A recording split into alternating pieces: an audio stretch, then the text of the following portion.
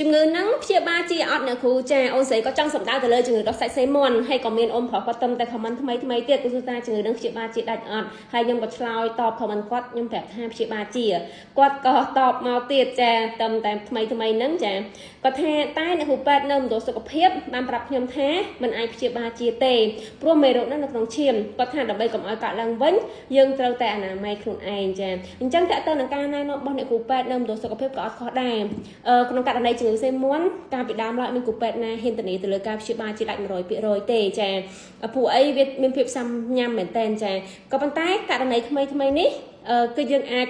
ដឹងថាគាត់អាចព្យាបាលជាដោយការធ្វើតេស្ត HPV ចាអញ្ចឹងជាទូទៅនៅពេលដែលគាត់មានដោះសាច់សេមន់គ្រូពេទ្យគាត់តែងតែធ្វើតេស្ត HPV គេចង់ដឹងថាក្រៅពី HPV សេមន់តើនៅមាត់ស្បូរបស់គាត់មាន HPV ផ្សេងដែលប្រឈមមុខនឹងមហារីកអត់ដើម្បីធ្វើការតាមដាននិងព្យាបាលគាត់ទាន់ពេលវេលាកុំឲ្យគាត់ប្រឈមមុខនឹងមហារីកមាត់ស្បូនអញ្ចឹងការធ្វើតេស្ត HPV ហ្នឹង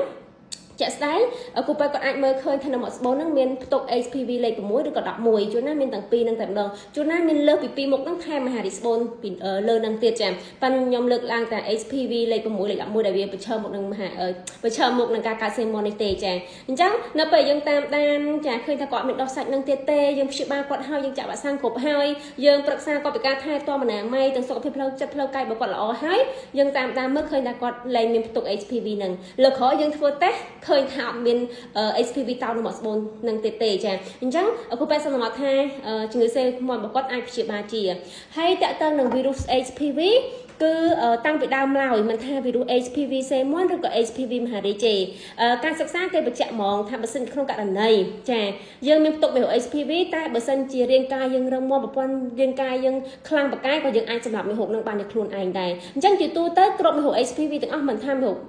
HPV មហារីកទេគ្រូពេទ្យគាត់តែងតែឲ្យអ្នកជំងឺគាត់តាមដានសិនបើសិនជាក្នុងករណីគាត់ឃើញថាវាគ្រាន់តែមានផ្ទុកចាវាអត់មានបំរែបំរួលមាត់ស្បូនណាមិនប្រក្រតីទេបើសិនក្នុងករណីមានបំរែបំរួលមាត់ស្បូនណាមិនធម្មតាគាត់នឹងធ្វើការព្យាបាល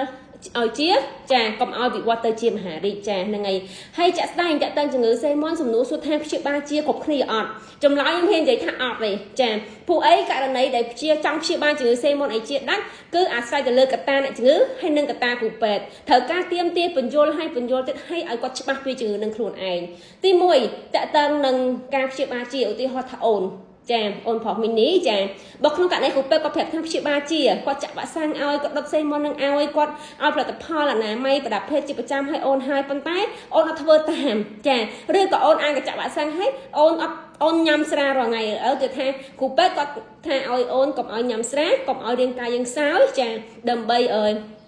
នៅអនាម័យដាក់ពេទ្យស្រាប់ឲ្យយើងទៅដល់ផ្ទះយើងអត់អនាម័យស្រាក៏យើងញ៉ាំជាប្រចាំអញ្ចឹងទៅអាមេរោគហ្នឹងគឺវាអត់អាចព្យាបាលបានទេដោយសាររាងកាយរបស់យើងអត់ជួយខ្លួនឯងចាអញ្ចឹងវាត្រូវការគប់ផ្សំទៅគ្រូពេទ្យទាំងអ្នកជំងឺគាត់យល់ពីជំងឺហ្នឹងទើបគាត់អាចព្យាបាលជំងឺហ្នឹងជាដាច់ 100%